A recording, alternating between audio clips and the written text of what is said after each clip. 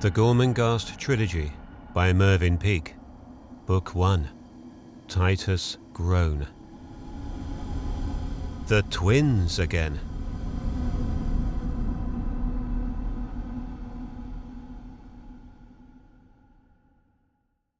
The aunts have been sitting opposite one another for well over an hour with hardly a movement.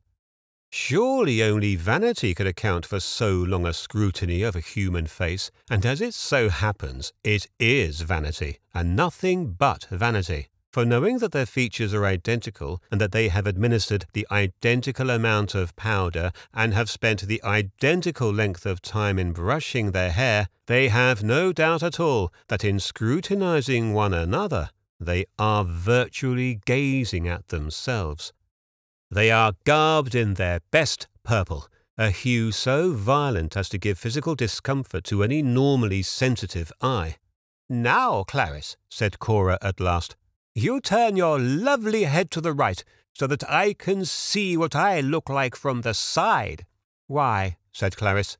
"Why should I? Why shouldn't you? I've got a right to know." "So have I, if it comes to that." "Well, it will come to that, won't it, stupid?" "Yes, but you do as I say, and then I'll do it for you. Then I'll see what my profile's like, won't I?" "We both will, not just you." "I said we both will." "Well, what's the matter then?" "Nothing." "Well, what?" "Well, go on then. Turn your lovely head." "Shall I do it now?" "Yes, there's nothing to wait for, is there?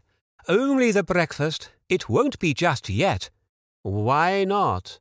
"Because I heard the bell go in the corridor." "So did I. That means there's a lot of time." "I want to look at my profile, Cora. Turn it now." "All right. How long shall I be, Clarice?" "Be a long time."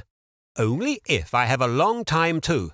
"We can both have a long time, silly." "Why not?" "Because there isn't one." "Isn't one what, dear?" "Isn't one long time, is there?" "No, there's lots of them." "Yes, lots and lots of beautiful long times." "Ahead of us, you mean, Clarice?" "Yes, ahead of us." "After we're on our thrones, isn't it?" "How do you know?" "Well, that's what you were thinking. Why do you try to deceive me?" "I wasn't. I only wanted to know." "Well, now you do know." "Do know what?" "You do know, that's all. I'm not going any deeper for you." "Why not?" "Because you can't go as deep as I can. You never could." "I've never tried, I don't suppose. It's not worth it, I shouldn't think. I know when things are worth it." "Well, when are they, then?" "When they are what?" "When they are worth something." "When you've bought something wonderful with your wealth, then it's always worth it." "Unless you don't want it, Clarice. You always forget that. Why can't you be less forgetful?" There is a long silence while they study each other's faces. "They'll look at us, you know," says Cora flatly. "We're going to be looked at the breakfast." "Because we're of the original blood," says Clarice. "That's why. And that's why we're important too." "To what?" "To everyone, of course." "Well, we're not yet. Not to everyone. But we will be soon. When the clever boy makes us, he can do anything. Anything at all. He told me so." "Me too. Don't think he only tells you, because he doesn't." "I didn't say he did I?" "You were going to." "To what?" "To exalt yourself." "Oh, yes. We will be exalted when the time is ripe." "Ripe and rich." "Yes, of course. Of course." There is another silence. Their voices have been so flat and expressionless that when they cease talking, the silence seems no new thing in the room, but rather a continuation of flatness in another colour. "Turn your head now, Cora. when I'm looked at the breakfast, I want to know how they see me from the side and what exactly they are looking at. So turn your head for me, and I will for you afterwards." Cora twists her white neck to the left. "More," says Clarice. "More what? I can still see your other eye." Cora twists her head a fraction more, dislodging some of the powder from her neck. "That's right, Cora. Stay like that. Just like that." "Oh, Cora," the voice is still as flat, "I am perfect." She claps her hand mirthlessly, and even her palms meet with a dead sound. Almost as though this noise were a summons, the door opens, and Steerpike moves rapidly across the room. There is a fresh piece of plaster across his cheek. The twins rise and edge towards him, their shoulders touching as they advance. He runs his eyes over them, takes his pipe out of his pocket, and strikes a light.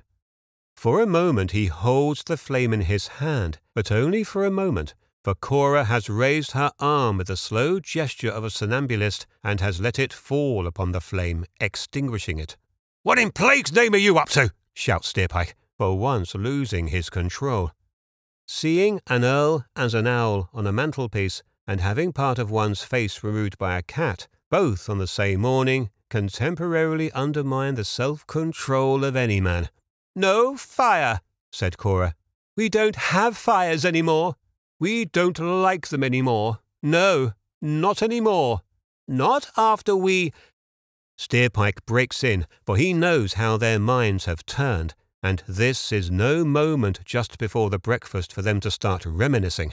"You are awaited. Breakfast table is agog for you. They all want to know where you are. Come along, my lovely brace of ladies. Let me escort you some of the way at least. You are looking most alluring. But what can have been keeping you? Are you ready?" The twins nod their heads. "May I be so honoured as to give you my right arm, Lady Cora, and Lady Clarice, my dear, if you will take my left." Steerpike, bending his elbows, waits for the aunts to split apart to take his either arm. "The right is more important than the left," said Clarice. "Why should you have it?" "Why shouldn't I?" "Because I'm as good as you." "But not as clever, are you, dear?" "Yes, I am, only you're favoured."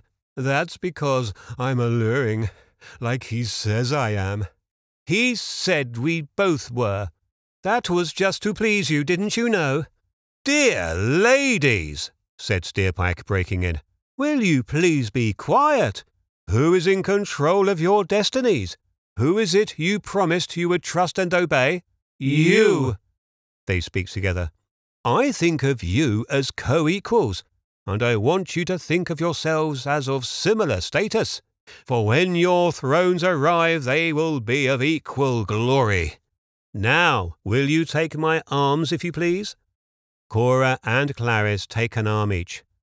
The door of their room had been left open, and the three of them make their exit, the youth's thin black figure walking between the stiff purple bodies of the aunts, who are gazing over his head at each other, so that as they recede down the half-lit corridor and diminish in size as they move into the long perspective, the last that can be seen, long after Steerpike in his black and the purple of the twins has become swallowed in the depths, are the tiny, pallid patterns of the two identical profiles facing one another and floating, as it were, in the mid-air shadows, diminishing and diminishing as they drift away until the last mote of light has crumbled from them.